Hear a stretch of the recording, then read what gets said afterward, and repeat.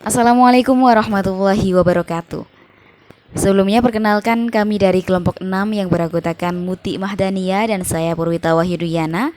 Pada mata kuliah Metodologi Penelitian Pendidikan akan mempresentasikan sebuah materi yakni penelitian campuran. Pertama-tama mari kita membahas mengenai definisi dari penelitian campuran, di mana penelitian campuran merupakan penelitian yang memadukan metode penelitian kuantitatif dan penelitian kualitatif. Penelitian campuran ini muncul karena ketidakpuasan peneliti dengan hasil penelitian kuantitatif maupun hasil penelitian kualitatif. Metode campuran berfokus pada pengumpulan, analisis, dan pencampuran data kuantitatif dan kualitatif dalam satu studi atau serangkaian studi. Premis dasar penggunaan metode campuran adalah bahwa penggabungan lebih dari satu jenis sumber data memberikan pemahaman yang lebih lengkap tentang masalah penelitian daripada pendekatan tunggal atau monometode.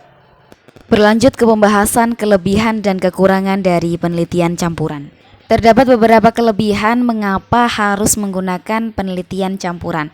Untuk yang pertama, penelitian campuran hasilnya lebih komprehensif karena akan menjawab semua pertanyaan penelitian. Berbeda dengan metode penelitian kuantitatif dan penelitian kualitatif. Dalam penelitian kuantitatif, contohnya tidak bisa menjawab pertanyaan penelitian apa, bagaimana, dan mengapa secara mendalam, karena instrumennya berupa kuesioner, angket, dan juga tes. Untuk yang kedua, data yang lebih akurat karena proses pengambilan data dilakukan dengan menggunakan metode kuantitatif dan kualitatif. Adanya data yang lebih akurat dan mendalam karena mencakup data kuantitatif dan kualitatif tentunya akan membuat hasil penelitian lebih lengkap secara menyeluruh. Kelebihan selanjutnya yakni hasil dari penelitian gabungan yang lebih komprehensif tentunya memungkinkan peneliti untuk memberikan solusi yang lebih tepat guna menuntaskan masalah dari fenomena yang diteliti.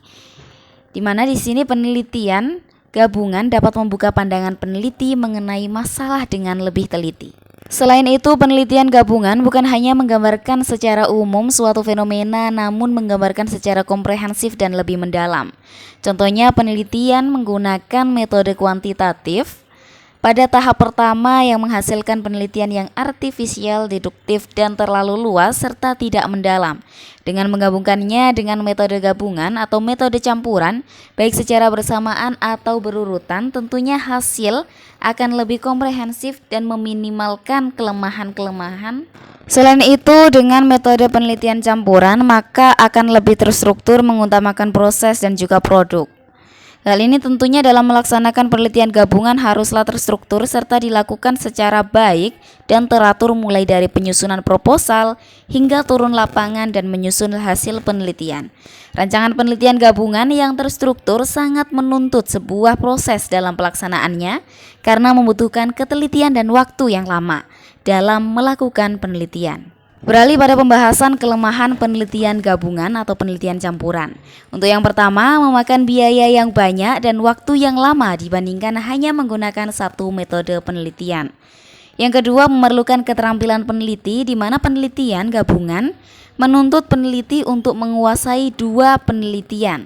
Untuk yang ketiga, organisasi tim peneliti yang baik sangat diperlukan. Terdapat beberapa jenis dari penelitian campuran. Yang pertama yakni desain triangulasi, di mana tujuan dari desain triangulasi adalah untuk mendapatkan data yang berbeda dari topik yang sama untuk memahami masalah penelitian dengan baik.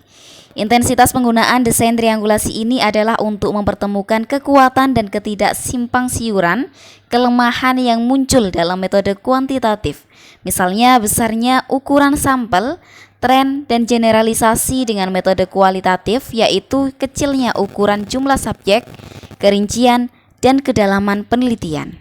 Desain yang kedua yakni desain embedded, di mana desain ini merupakan desain yang seperangkat data memberikan peran sebagai pendukung dalam studi yang didasarkan pada jenis data lainnya.